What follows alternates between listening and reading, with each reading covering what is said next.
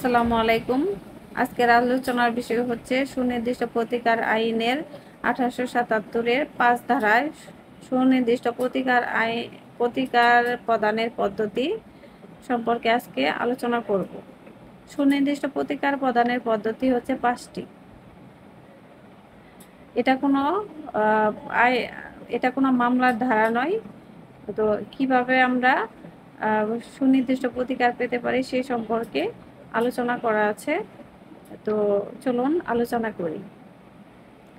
1 নম্বরে দেওয়া আছে কোনো সম্পত্তি দখল গ্রহণ এবং তার দাবিদারকে অর্পণের মাধ্যমে।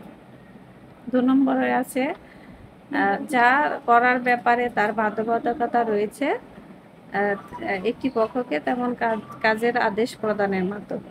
3 নম্বরে বলা হয়েছে যা না করার ব্যাপারে তার বাধ্যবাধকতা রয়েছে একটি পক্ষকে তেমন কাজ থেকে বিরতের মাধ্যমে।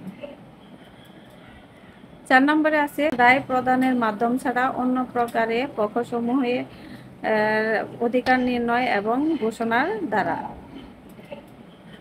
5 নম্বরে বলা আছে একজন রিসিভার এবং তত্ত্বাবধায়ক নিয়োগ করা।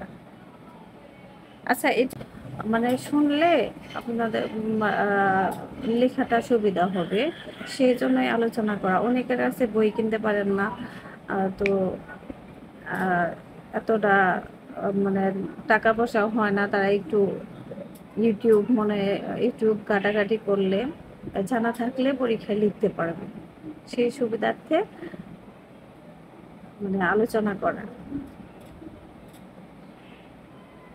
সবাই ভালো থাকবেন, আমার জন্য দোয়া করবেন।